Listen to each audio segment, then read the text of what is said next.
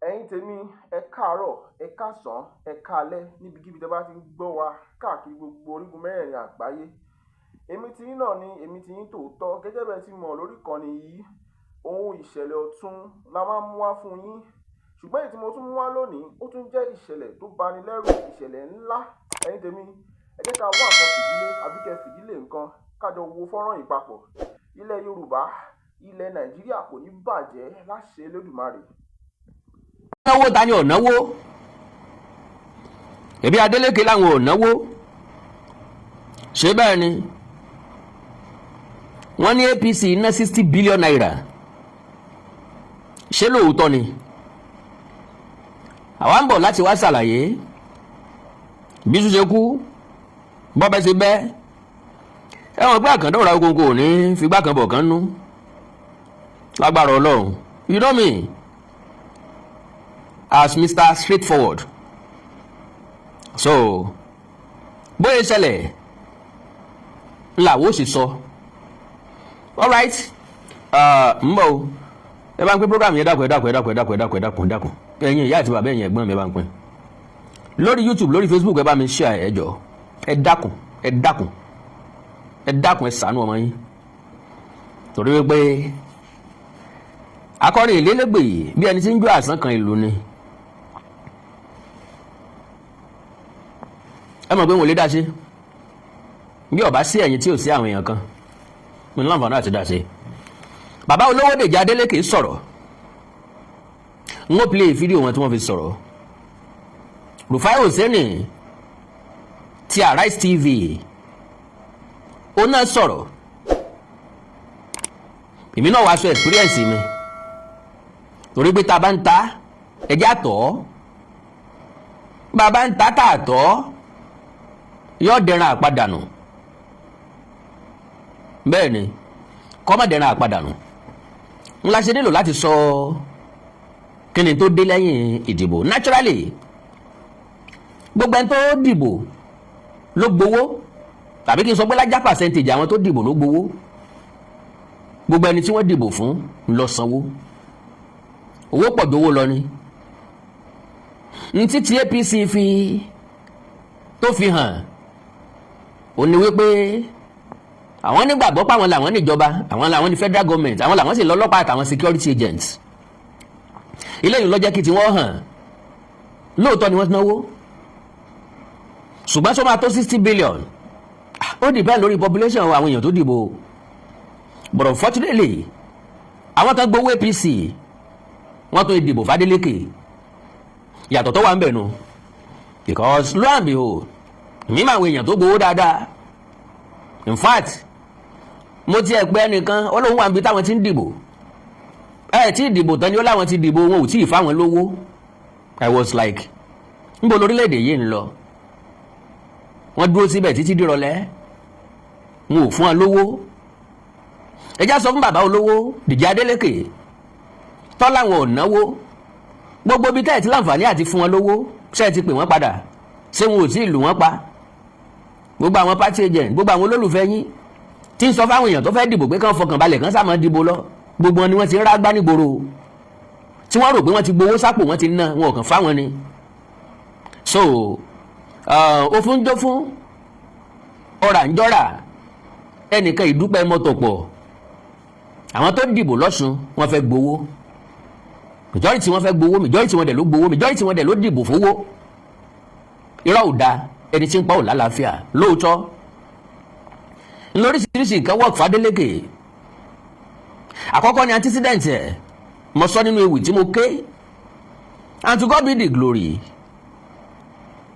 ẹnìkan náà sọ jáde pé bí mo ti sọ gẹ́lẹ́ ló ṣe rí. ń bọ̀ o.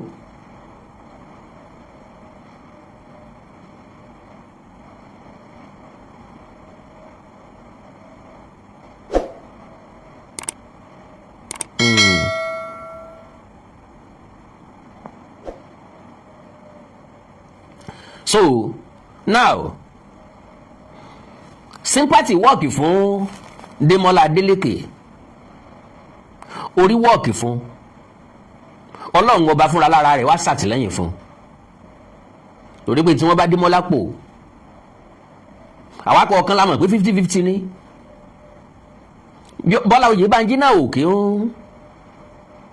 kò kí ń si ẹja kékeré ní odò níwọ̀n bá àgbà tó jáde yẹn ó sáré create popularity ẹ̀ ó ní bákẹ́ former governor ìpínlẹ̀ Ọ̀ṣun Gbóyèga Oyètọ́lá ó ní bákẹ́ Aṣíwájú Bọ́lá Ahmed Tinubu lo and behold lóòótọ́ àti lódodo ni Tinubu fẹ́ kí wọ́n win ní Ọ̀ṣun kò dẹ̀ sẹ́ni tí ó ṣe tí ò ní sọ bẹ́ẹ̀ tí ò ní ro bẹ́ẹ̀ tí ò ní calculate ẹ̀ bẹ́ẹ̀ gẹ́gẹ́ bí sitting president gẹ́gẹ́ bí ọmọ ìpínlẹ̀ Ọ̀ṣun fúnra lára ẹ̀ ó máa fẹ́ kí ìpínlẹ̀ Ọ̀ṣun kó bọ́ sọ́wọ́ APC ṣé ẹ rí dáadáa ni majority àwọn gọ́vnọ̀ ni wọ́n ti darapọ̀ mẹ́gbẹ́ òṣèlú APC like 30 of them ni wọ́n ti darapọ̀ mọ́ APC nílẹ̀ Yorùbá ìpínlẹ̀ méjì ni ó sí lọ́wọ́ APC that is ìpínlẹ̀ Ọ̀ṣun àti ìpínlẹ̀ Ọ̀yọ́ so gẹ́gẹ́ bí president ìlépa rẹ̀ òun náà ni wípé kí à ń bọ̀ wọlé ṣùgbọ́n ẹ̀sẹ̀ sílẹ̀ Démọ́lá Adélékè ó kú òní ta lè gbójú kú o lẹ́yìn pé mo ti sọ́rí pé kò sábà sí gómìnà tí mo wà lórí àlééfà tí ò ní ṣe rárá ní tí wọ́n ṣe lè mọ́ tó nǹkan so ẹni tó lọ́kàn láti wá ṣe ọ̀tọ̀ àwọn tó lọ́kàn míì ọ̀tọ̀ èmi ò dìfẹ́ǹdì ẹnì kankan o pé bóyá èèyàn kan kówó jẹ àbí èèyàn kan ò kówó jẹ bẹ́ẹ̀ bá wo àwa mẹ̀kúnnù dáadáa a kì í sábà sọ̀rọ̀ nípa pé bóyá gọ́vnọ̀ kan kówó jẹ àbí gọ́vnọ̀ kan ò kówó jẹ ní tí máa ń dùn wá ni pé kí wọ́n má náwó ìlú lórí ìlú ní tí wọ́n mọ tí máa ń dùn wá ni pé kí wọ́n mọ jayé alábátá ayé fàmílétè kí n tutọ́ ayé kò sẹ́ni tí ó mú mi àwọn gómìnà kan jẹ́rú ayé bẹ́ẹ̀ wọ́n á gbé girlfriend wọn lọ Dubai àwọn olóṣèlú wọn ara mọ́tò fún girlfriend ọkọ̀ tuntun wọn ara lé fún girlfriend l'Amẹ́ríkà ní Canada ní London bó ṣe wù wọ́n. So with that ó túmọ̀ sí wípé Démọ́lá Adélékè ní àṣílẹ̀ tí jàbọ̀ wá bá àfọ̀tẹ́lẹ̀ tí jọmọ̀ mi gbẹ́nà ọ̀dà mi síwájú lójú orílẹ̀ tútù tẹ̀. That is number one. Secondly, sympathy wípé kí ló dé táwọn èèyàn dojú sọ àwọn ẹgbẹ́ òṣèlú alátakò wọn ò lọ́rọ̀ orí lẹ́nu ju kí wọ́n máa pe sitting governor lópònú ó wà very very insulting àwa náà wá ń wo pé sólóṣèlú lẹ́yìn báyìí àbí wèrè kọ̀mọ̀jújó lọ kò ṣe kinní kan ọ̀dẹ̀ ni òpònú ni ó wà insulting how you be insulting a sitting governor kò make sense lọ́kàn yín ẹ máa rò pé gbogbo ala daft àbí gbogbo ala wọn tẹ́ lè fi tọ́rọ́ kọ́bọ̀ lé lọ́wọ́ tí wọ́n dẹ̀ mẹ́nu kú tí wọ́n dẹ̀ máa wò níran tẹ́ẹ̀dẹ̀ máa jayé bó ṣe wù tẹ́ẹ̀dẹ̀ máa ṣe nǹkan tó wù yín náà kò rí bẹ́ẹ̀ à ń wò yín kẹsẹ̀ lẹ́yà yín níbi tá ti yọ lù yín fúnra lára wa àmọ́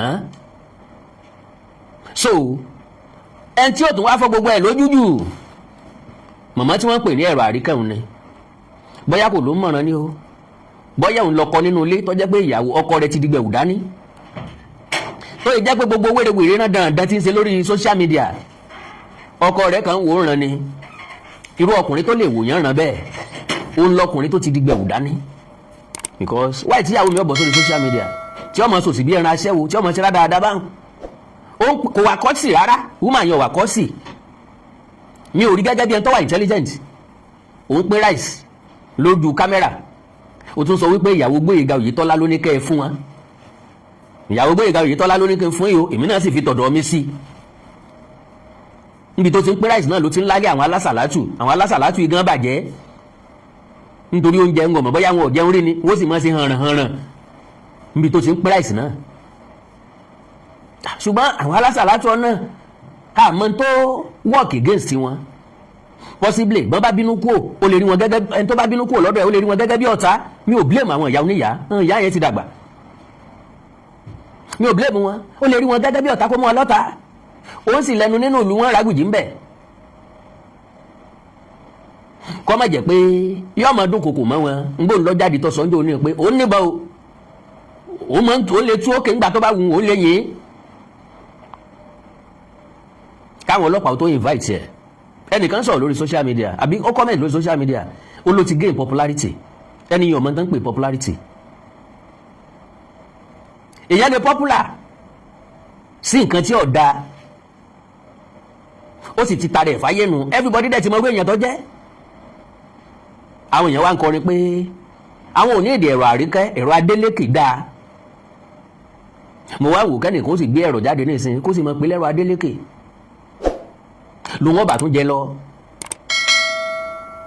so woman yẹn ń yanu pọ̀ngàlà bí ajá gbẹran lẹ́bu ó ń sọ̀rọ̀ ṣàkà ó ń sọ̀rọ̀ anyhow bí ṣe ń bú Démọ́lá ní ń bú Yèyé Dúpẹ́ ní ń bú gbogbo wọn kí ló dé kí la bá lọ kí la bá bọ̀ nígbà tẹ́ fẹ́ dìbò níbi tí ó ti bọ̀rọ̀ jẹ́ ó ní ọpẹ́lọpẹ́ Ọlọ́run ọpẹ́lọpẹ́ òun Démọ́lá Adélékè ṣe wọlé àkọ́kọ́ mo wá sọ pé àṣà ò náà ó bọ́ bá jọmọ Ìrágbìjí tán fẹ́ dìbò ṣé ó dẹ̀ dìbò against Oyètọ́lá ó dẹ̀ dìbò fún Démọ́lá Adélékè ṣé wọ́n ló wá kó gbogbo ìpínlẹ̀ Ọ̀ṣun dìbò ni àbí gbogbo Ìrágbìjí ló kó dìbò I don't know ṣé gbogbo Ìrágbìjí ni ó wá dìbò fún nítorí tiẹ̀ ni ó dìbò fún Démọ́lá nítorí tiẹ̀ ká tó wá sọ pé gbogbo ìpínlẹ̀ Ọ̀ṣun nígbà tó bá ń sọ wípé ọpẹ́lọpẹ́ Ọlọ́run ọpẹ́lọpẹ́ tiẹ̀ Démọ́lá Adélékè fi wọlé àkọ́kọ́ ẹ wá ní kí lọ fẹ́ ọ wá náà fẹ́ nǹkan kan o kí wọ́n fi ọkọ rẹ̀ sí alága ìjọba àbílẹ̀ bó bá jẹ́ mi nìwọ ni bí wọn ò ṣe fi ọkọ mi sí alága ìjọba àbílẹ̀ wọn gba kádàrá wọn mọ̀ ṣiṣẹ́ ẹgbẹ́ lọ why àwọn tó jẹ́ alága ìjọba àbílẹ̀ ọ̀hún ṣé wọ́n jẹ́ wọ́n rí local government ọ̀hún dé ṣé wọ́n jẹ́ wọ́n rí local government dé láti February last year tán ti lé wọn kú mẹ́ APC ní lọ local government wọ́n láwọn gba judgement lóòótọ́ ni ọ̀sẹ̀ tó release allocation fún wọn ṣùgbọ́n àwọn ni wọ́n ń lọ bẹ́ẹ̀ àwọn nọ́gẹ̀ nǹkan kan àwọn eléyìí ò ráàyè láti wọnú local government wá dàbí tẹ́ òkú ó dákẹ́ mínímíní ni so now ńgbà tọ̀rọ̀ tí wàá rí báyìí wọn balẹ̀ yẹn máa ń jà mo trust ẹbí Adélékè bó ṣe jáde lórí social media lákọ̀ọ́kọ́ pé wọ́n sì tiẹ̀ o wọn ò fọkọ rẹ ní chairman o ẹbí Adélékè will always invite you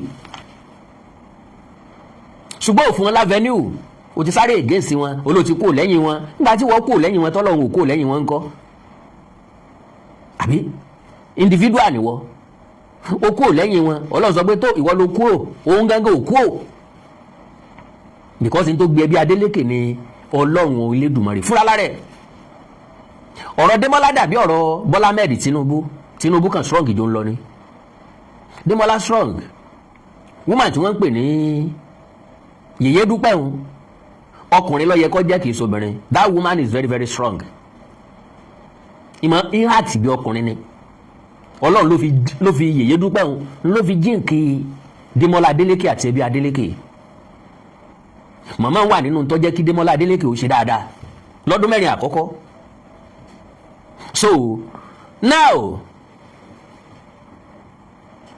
now bàbá wa wò dáadáa ẹbí Adélékè láwọn ò náwó èmi ò ní figbá kan bọ̀ kan nú èmi mọ̀ pé gbogbo wọn lọ náwó èmi ń tèmi èmi mọ̀ o pé gbogbo wọn lọ náwó so kódẹ́ẹ̀dì ni àwọn Adélékè náà tiwọn àwọn APC lọ́nà tí wọ́n sí gbangba lọ́nà tí wọ́n gbangba now àwa ń gbọ́ pé 60 billion ní APC ná èmi ọmọ o Dèjì Adélékè ló sọ n ó play voice ẹ̀ fídíò ni n ó play ẹ̀ ṣùgbọ́n tí mo mọ̀ ni pé mo ráwọn èèyàn tó gba 30,000 naira mo ráwọn èèyàn tó gba 20,000 naira ṣe àgbẹ̀ yẹn yàtọ̀ sí pé wọ́n ń sọ no mo rí as in polling unit kan bí wọ́n pín 30,000 polling unit kan ṣàlẹ̀ wọ́n pín 20,000 àwọn kan pín 25,000 àwọn owó pínpín yẹn máa ń dìtámì iye èèyàn tí ń bẹ ní polling unit yẹn are you getting me? That is number one. Owó yẹn tó máa ń dìtámì ẹ̀ ń tán kówó fún ṣẹ́rẹ́ lómi tán kówó fún pé kọ́ lọ pínwó olórí burúkú àtòlè lọ́pọ̀ jù nínú wọn wọ́n kọ́kọ́ régé orí owó ń lọ ìpá àwọn tó gbówó lẹ̀ àwọn yẹn ló ní gbogbo nǹkan ló wọ́ọ̀kì fún it is good work of Adeleke that make him one gbogbo nǹkan ló wọ́ọ̀kì fún kì í ṣe good work nìkan tó bá jẹ́ good work ni nìkan ni APC ọ̀rọ̀ bí ṣe dànù sympathy work fún Ọlọ́run ló ní kí wọ́n wá pẹ̀lú approach tán gbà wá yẹn hatred word gangan ló máa wọ èèyàn stand behind Demola Adeleke and above all God Almighty work for him and they also spend money. Èmi ò fi síbi kankan mi sọ lóṣèlú and I said it and I can say it anywhere that I don't love Demola Adeleke, I don't love Ambo, I don't hate Demola, I don't hate Ambo. Tàbí kí n sọ wípé I love them both. Mi dey expect ẹnìkankan pé ẹnìkan ni kó win. N tí mo ń sọ ni pé anybody ló lè win láàrin wọn. Ẹni tó bá win ni ó win nínú. Kì í ṣe family mi ni wọ́n. Ó kọ ẹbí wọn dẹ̀ ni wọ́n ń gbé ga. Yes, kì í ṣe surname mi ni wọ́n ń jẹ́. They are not my family. They are not going to pay me. I'm not working for them. So, wọ́n jọ náwó ni o.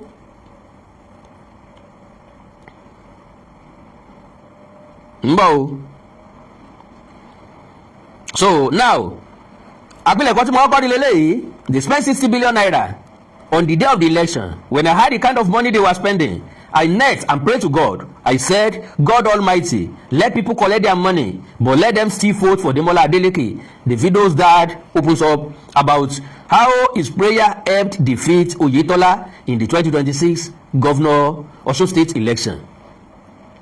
So ẹjá gbọ́rọ̀ lẹ́nu bàbá Deji Adeleke fúnra lára ẹ̀.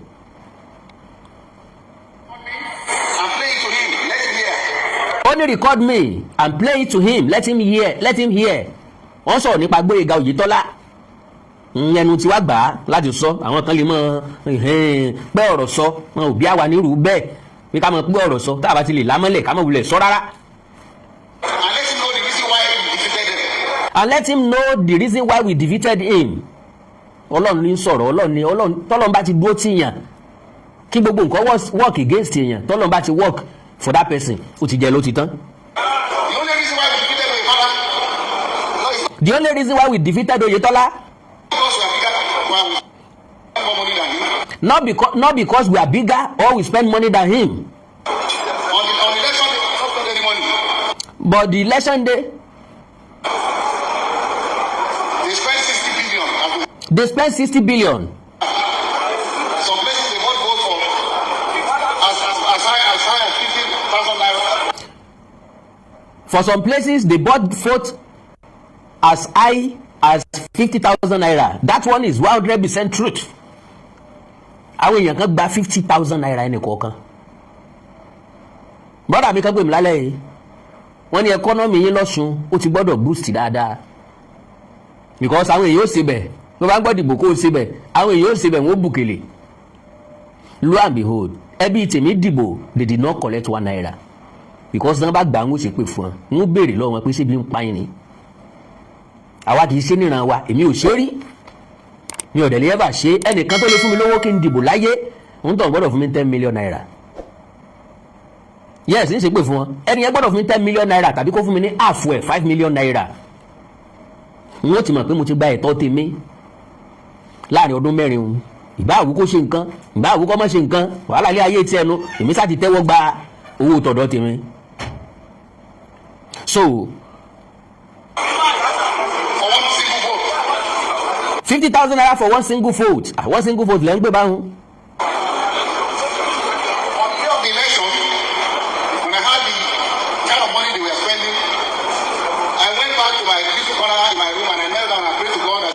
Can you imagine, as big as the Adeleke is,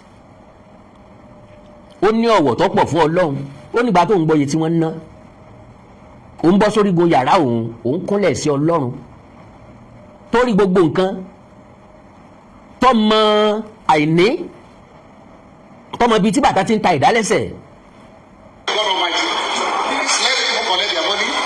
Jẹ́ káwọn èèyàn gba owó wọn, gẹ́gẹ́ mo yẹ kálẹ̀ kan, let people collect their money. Let them still vote for Demola Adeleke. Lo and behold, can I tell you one fact?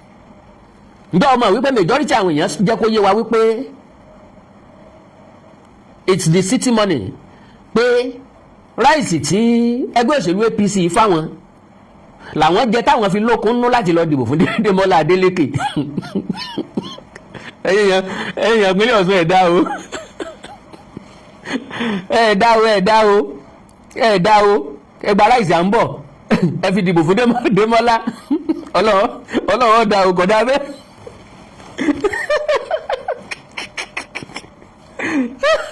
àwọn èèyàn ìpínlẹ̀ Ọ̀ṣun ẹ tó jọ èmi lójú o ẹgbà aláìsí ha ẹ fi dìbò fún bí yéè wọ́n ní láìsí ẹ̀ làwọn jẹ táwọn fi lókun nú àwọn kọ́kọ́ ṣe láìsí ẹ̀jẹ̀ láàárọ̀ káwọn tó lọ dìbò.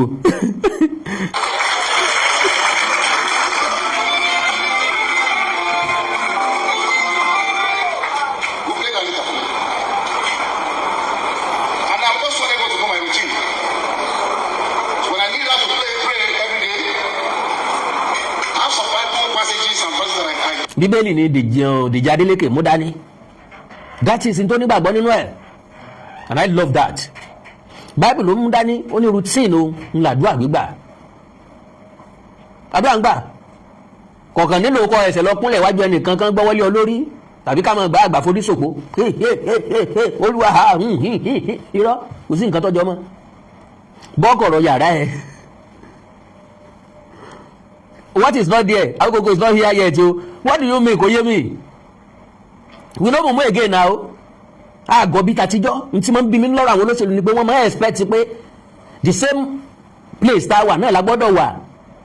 Bọ́n ṣe bá wa lọ́dún tó kọjá náà gbọ́dọ̀ bá wa lọ́dún yìí. Kìkìdá àmukùn mẹ́kọ̀ọ́ gbogbo. I read and I agree with.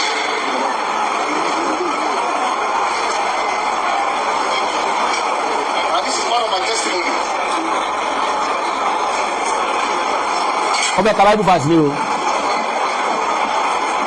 Before time passing, and I read every day when I go on my knees to pray. And we found in Isaiah chapter 41, starting from verse 10. And when I finish reading this, you know that the reason why I'm not afraid of anything. You will know the reason why I'm not bothered about anything. Because I believe in the God Almighty is very strong. And that's why you don't see. Lẹ́yìn Ọlọ́run kò tún sí nǹkan kan mọ́, síwájú Ọlọ́run kò sí nǹkan kan mọ́, and that is my belief too. Mo nígbàgbọ́ tó dọ́sọ̀ nínú Ọlọ́run, ìyẹn Ọlọ́run nìkan ló lè ṣe nǹkan kan. All right, pápápá ẹ jẹ́ kí n kàwọn nǹkan kan.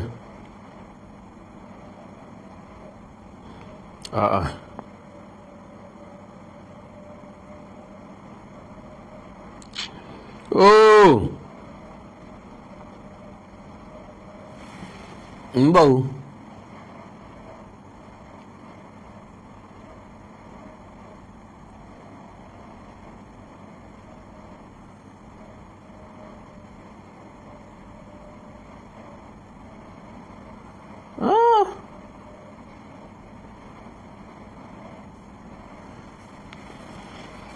Okay, so now níbi tí All Progressive Congress APC tí wọ́n múra dé láti gba Ọ̀ṣun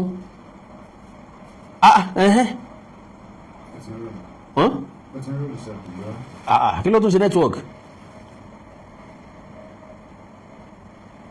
kò tí padà wá oh sorry jàre kí ló tún ṣe network now gẹ́gẹ́ bí èèyàn bí kan ṣe sọ́mbì yìí wọ́n láwa mẹ̀kúnnù náà ti ń jí. Ọ̀ṣun has spoken and the message is loud. lọ́sùn lọ́jọ́ sátidé àbí God bless you network ni God bless you sir, God bless you ma. Now lọ́jọ́ Saturday do you know pé gómìnà tí ń bẹ nípínlẹ̀ Ọ̀ṣun wọ́n tó gún according to gan 20 governors ló wà ní ìpínlẹ̀ Ọ̀ṣun láti wá sọ̀pọ̀tì ká sọ pé ẹyọ kan péré nínú wọn ló wá sọ̀pọ̀tì Démọ́lá and that is Ṣèyí Mákindé of Ọ̀yọ́. Àwọn tó kù All Progressive Congress ni wọ́n wá support and tí ìròyìn tó tẹ̀mí lọ́wọ́ tó bá jẹ́ òótọ́ ọ̀rọ̀ gbogbo àwọn gọ́vnọ̀ APC ni wọ́n tax ẹ gbádùn mi, gbogbo àwọn gọ́vnọ̀ APC All Progressives Congress tàbí àwọn kan láàrin wọn ni wọ́n tax láti mówó wá, because bí ó bá jẹ́ bẹ́ẹ̀ níbo ni bàbá mínísítà ti rí 60 billion naira kó kalẹ̀? ààrẹ lè fún wa bí? Who knows? Charlie dispute ẹni, we can't, because excuse me, federal government ló lówó lọ́dọ̀ nítorí ìbò ìpínlẹ̀ kan mẹ́fà wa èèyàn ló lè jẹ́ ká decide fúnra wa. Let us speak out, let us choose our leaders. ẹ̀yin tẹ́ wà ń bẹ̀ àwa la choose yín, kò sínú yín tó lè fọ́ọ̀sì ara ẹ̀ síbẹ̀. ọ̀gá Gbóyèga Oyètọ́lá irú èèyàn tẹ́ ẹ jẹ́ kò yé èmi because ẹni tó bá ti ṣe gómìnà rí ó ti yẹ lẹ́ni tá a lè pè ní leader, and anybody tá a bá pè ní leader must lead by example. So now 20 governors, Osun has spoken and the message is loud. 20 governors, 16 senators, 10 ministers, and billions of naira reportedly poured into the APC campaign in Osun State. Yet the people still said, if all that money and political machinery could not deliver, okay, and people still said no. If all that money and political machinery could not deliver victory, then 2027 is coming to be a serious test. 2027 is coming to be the APC, okay, the APC era is coming to an end. Kaini to kokini ikolo wa bijoko. APC era is not coming to an end. Philosopher lawa, àwa ó dẹ̀ sọ òótọ́ ọ̀rọ̀ fún ọ. APC kọ́ ni problem, personality ẹni tó bá díje in the issue. Torí nígbà tí Démọ́lá tó fẹ́ cross sí APC, ká ní wọ́n gbà á bẹ́ẹ̀ ni òun náà ni ó padà wọlé. ẹ gbádùn mi, irú 60 billion tí wọ́n wé sí wọn ò ní wé sí ẹ̀dànù. à ń bọ̀ yóò kàn máa ṣe press up fún next 4 years ni, yóò kàn máa múra lẹ̀, yóò kàn máa ṣe press up. Torí Lagos State tí wọ́n bá ti jẹ gọ́vnọ̀ kan wọ́n ti mẹ́ntọ́ kan lẹ́yìn ohun tọ̀hún. My lovely brothers and sisters, Lagos State ti mọ next governor immediately tán bá ti yàn kan. So kálẹ̀ APC aláwo Démọ́lá kọ́ máa bọ̀ jẹ́jẹ́, ṣùgbọ́n wọ́n ní no kọ́ máa fọkàn sí báwo fún tíkẹ́ẹ̀tì o, àwọn ò lè gbà o, iná fi di ìbò awúrúju àbí iná fi píìkì. wọ́n ṣẹ́ǹkì Ọ̀túnba Yọlá Omiṣore, wọ́n ṣẹ́ǹkì àwọn kan náà, wọ́n ní consensus ni à ń bọ̀ làwọn mú. à ń bọ̀ ò sì ní popularity Omiṣore, à ń bọ̀ ò ní charisma Omiṣore nígbà yẹn. bọ́bá jó Omiṣore náà ò lè má wọlé o, ṣùgbọ́n ọbẹ̀ tá a bá fèrú pilẹ̀ rẹ̀, ọjà tá a bá fèrú pilẹ̀ rẹ̀, ìjà láì túká. wọ́n wá láàdé fún mi ọ̀tá ní fi ọ̀tẹ̀ dáná ọbẹ̀ kọ́ mọ́ rúpaná. bẹ́ẹ̀ yẹn bá ti gbọ́n àgbọ́n jù. So now wọ́n ti náwó owó ti lọ o, mọ̀ ń bọ̀ o.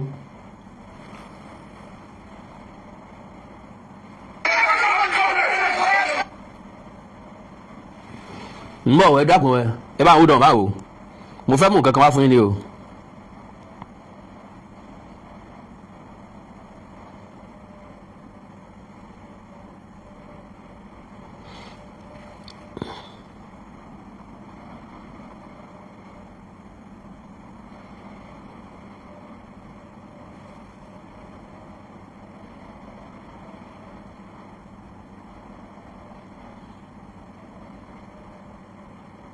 ń bọ̀ o.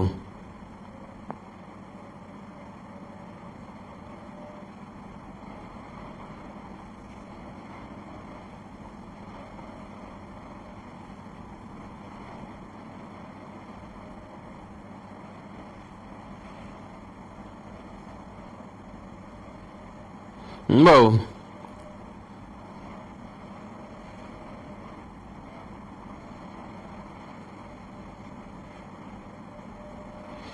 ẹ má bínú àwọn èèyàn ti ń lọ, ẹ má rí tí náà ni mo ń ṣe.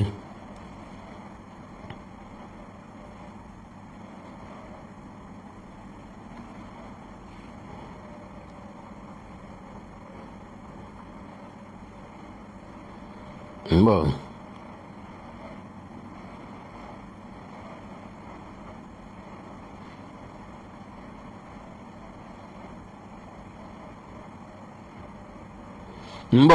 Ah?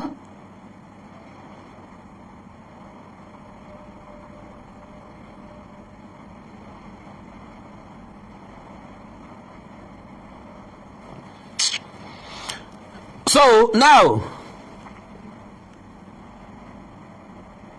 ntí Rufai sọ ni wípé lẹ́yìn tí gbogbo nǹkan fail ni Bọ́lá Ahmed Tinubu tó congratulate Demola Adeleke. So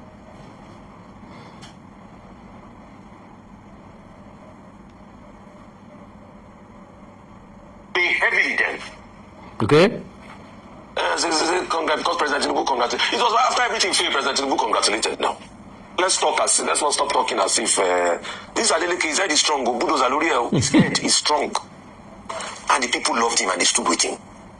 But how Nigerians can replicate that over 177,000 polling units is going to be hard, though. Also, people can sing Oju to wo, but they still collected the money. God bless you. When we talk, we say facts.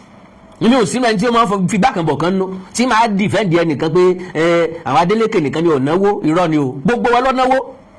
Àwọn èèyàn dẹ̀ gbà. Àwọn èèyàn dẹ̀ dìbò nítorí owó.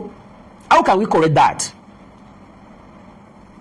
Wọ́n pe ẹnìkan lójú mi ń pé kó mú káàdì ẹ̀ wá wọ́n ti rí orúkọ ẹ̀ níbì kan wọ́n pín 15,000 kí lẹ́sẹ̀ ò tó dé ni o ìlẹ́sẹ̀ kú bí ọjọ́ bíi mélòó kan wọ́n pín 15,000 mo wá ní ṣé wọn náà lọ gbà á ó lóun ṣe ní lọ gbà á òun gbà ó òun ṣe ní gbà. Can you imagine that? Ó wá ní ṣé kọ̀yẹ́ kó ń gbà ni mo ní kọ̀yẹ́ kẹ́ gbà mo ní ọjọ́ tí àwa mẹ̀kúnnù ìlú ọba ti gbowó lọ́wọ́ olóṣèlú mọ́ mo ní ta lè maintain ẹ̀ fún 10 years 20 years kò ní dùn mọ́ majority nù mo nígbà náà ni a tó ní hope bí Nàìjíríà máa dáa and that is 100% reality. 2027 ní ìsìn wọ́n dé wọ́n pinwó fún wa àsopá àfẹ́ iṣẹ́ ìlú la fẹ́ kẹ́ ṣe election tí wọ́n tẹ̀lé wọ́n kówó dé local government ni o house assembly ni o house of rep ni o senate ni o governor ni o president ni o a reject owó wọn ìgbà náà la tó ní hope because everybody tó náwó ó invest ni o yóò rówó ẹ̀ padà o yóò wá owó ẹ̀ padà o ká ní Bọ́lá Oyèbánjí wọlé 60 billion naira wọ́n dá padà o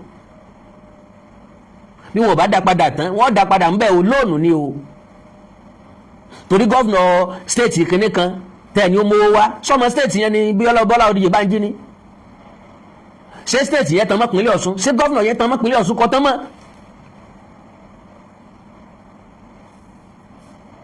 So every bagger ló gbowó every aspirant ló náwó olóṣèlú tí mo mọ̀ pé ò ní náwó ni aspirant AAC.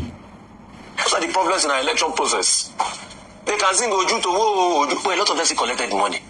It's not that they rejected the money now. There lies the problem. Because you see, voters will only tilt to a candidate with the possibility of winning because they don't want to waste their votes. So as the fact that they are still collecting the money, that's where lies the problem. Honestly. So it's not yet to Uru. So even as we are celebrating the people's emotions are very fickle. When they pump it with lie and propaganda. So all of these things, another person I want to thank today especially, apart from all the individual, is Davido's father, Deji Adeleke. The role that man played are not things visible to the public. Some things I would like to tell Governor Adeleke to quickly do. Anyway, who am I to instruct you as governor?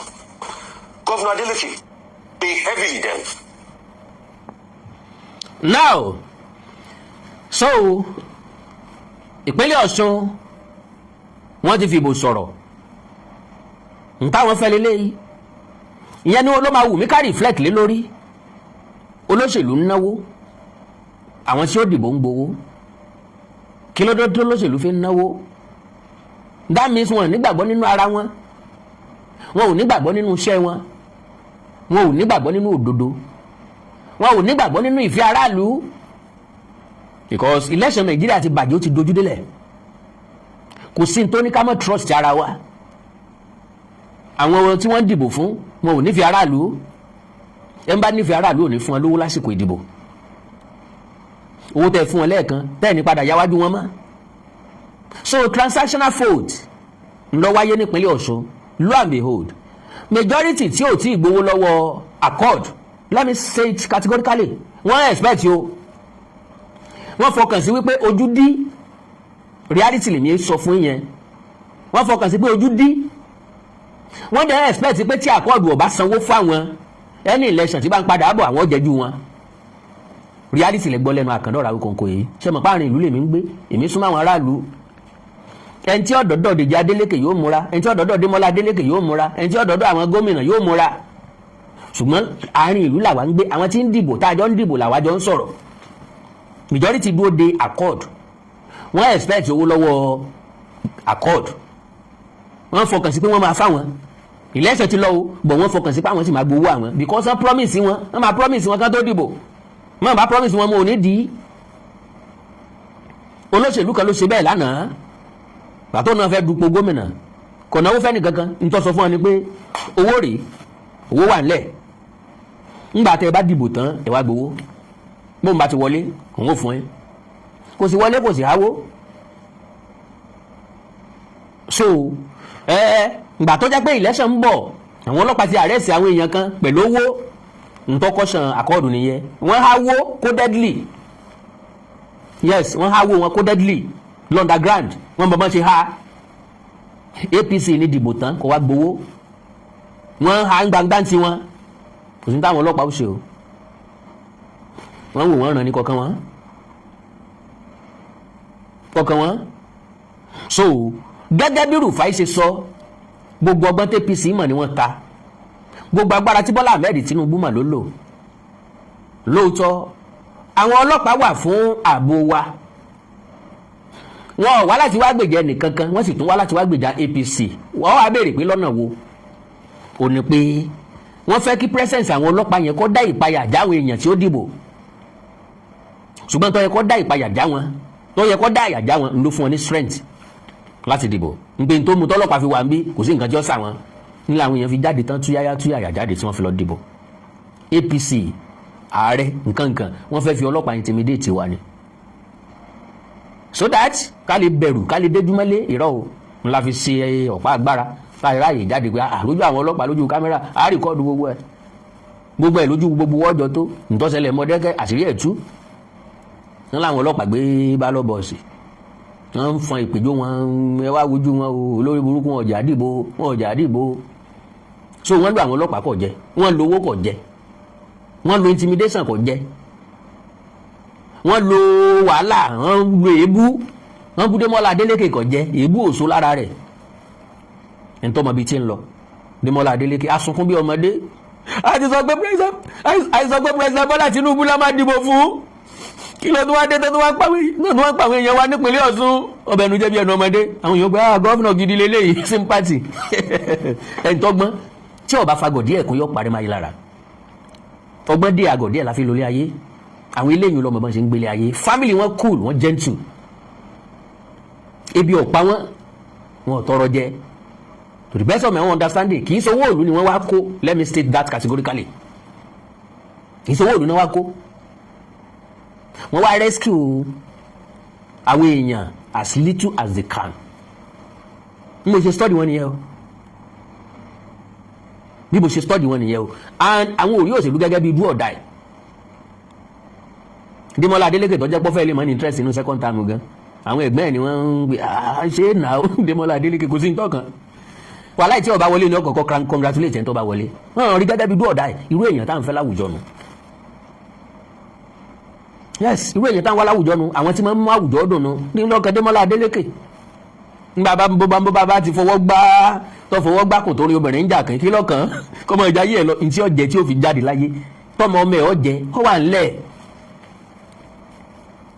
kò sẹ́bi Adélékè tí ó tún tálíkà wọ́n jẹ gọ́vnọ̀ o wọ́n lè rèé sára wọn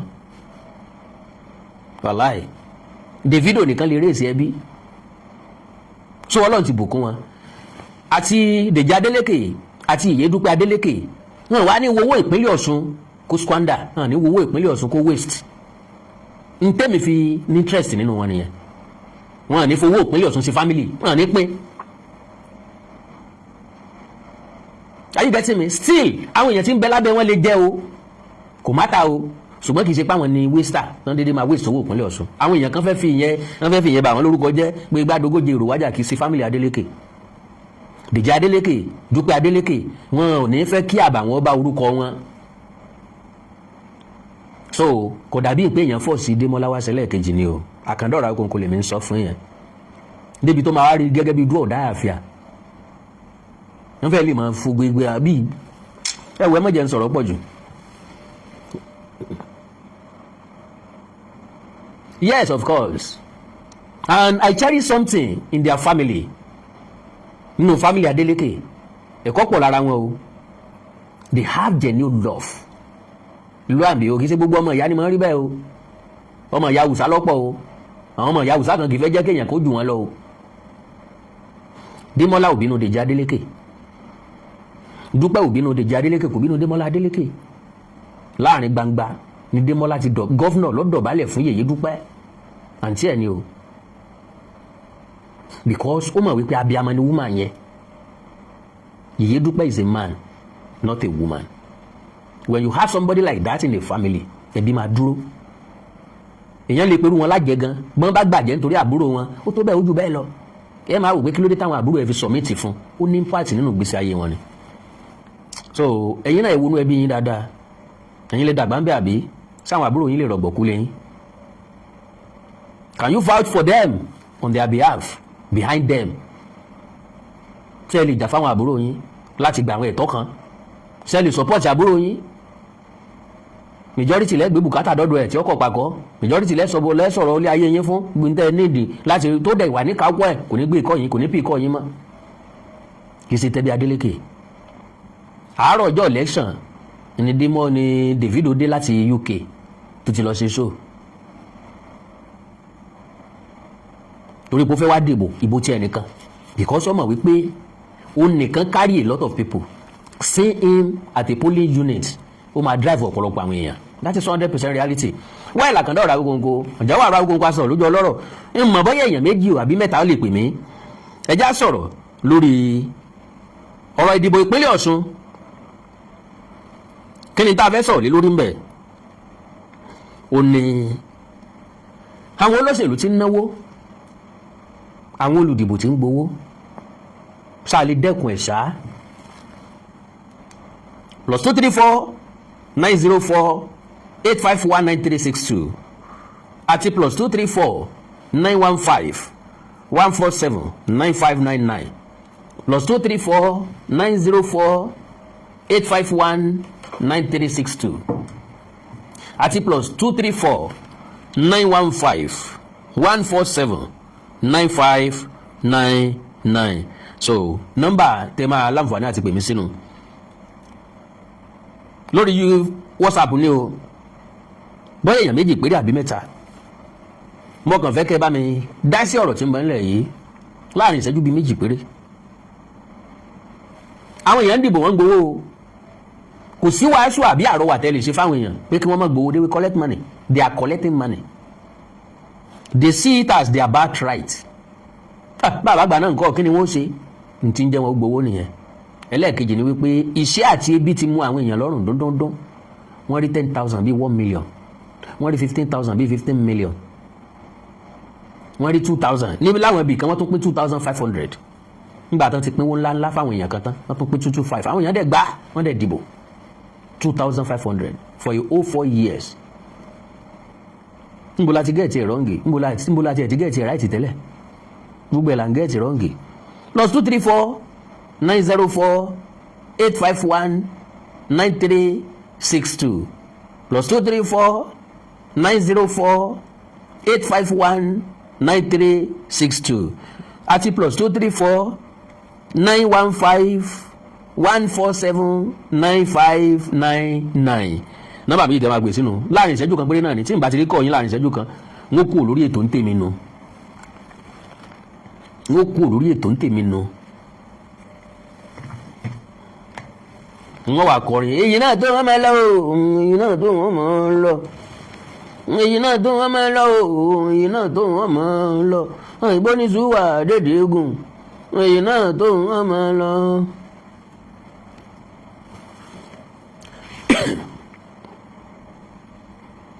mo rí breaking kan ni o. Oyèbámíjí, I'm not supposed to reach out to him. I won the election and okay, bóyá àwọn èèyàn sọ pé Jídémọ́lá Adélékè ò reach out sí Oyèbámíjí. Eré ìkìlá jámbẹ́kùn sí reach out to God, reach in ni. Wọ́n kàn ní àjọ dìbò tá ìjọ sọmọ pátì kan náà. Tábàjọ di primary la lè pè fún ìrẹ́pọ̀ pé ẹjẹ́ àjọ ṣe APC will never like you. Wọ́n ti like Démọ́lá Adélékè, wọ́n ti like Démọ́lá rárá ni. Wọ́n like ẹ̀ náà.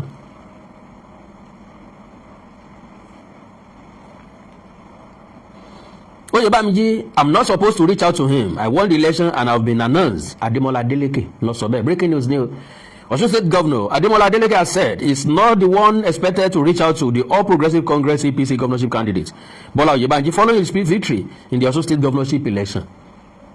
Nígbà tí president ti congratulate ẹ̀ kò sí tó mú Oyèbánjí náà láti mọ́ congratulate Ademola Adeleke. So sportsmanship nìyẹn. Statemanship nìyẹn nta tó máa wá padà wò mẹ́lòmíì náà lára lọ́jọ́ ọ̀lànà pé ó accept defeat wo respect am fún Goodluck Jonathan Doni. Adeleke made a statement during an interview on Channel Television on Monday, August 17, while speaking about his victory over Oyèbánjí and the expected post-election relationship between both camps. Òní 17 lóòótọ́ o ọ̀làǹbẹ́dẹ̀ mi ọlọ́run aláàánú ẹ̀ mọ̀ ṣe ń tún lé kan sí lọ́la lágbára ọlọ́run ògo ní forúkọ yín sáàtì o.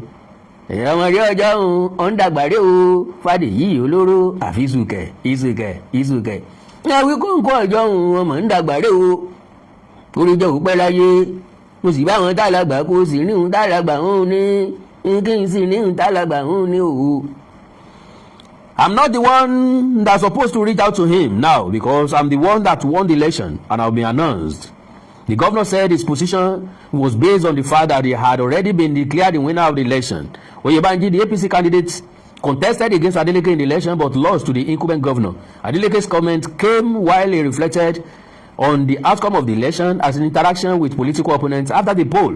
According to the governor, his victory and formal declaration as the winner meant that the responsibility for initiating contacts should not be placed on him. He said the election had already produced a winner and that he had been officially announced as the successful candidate.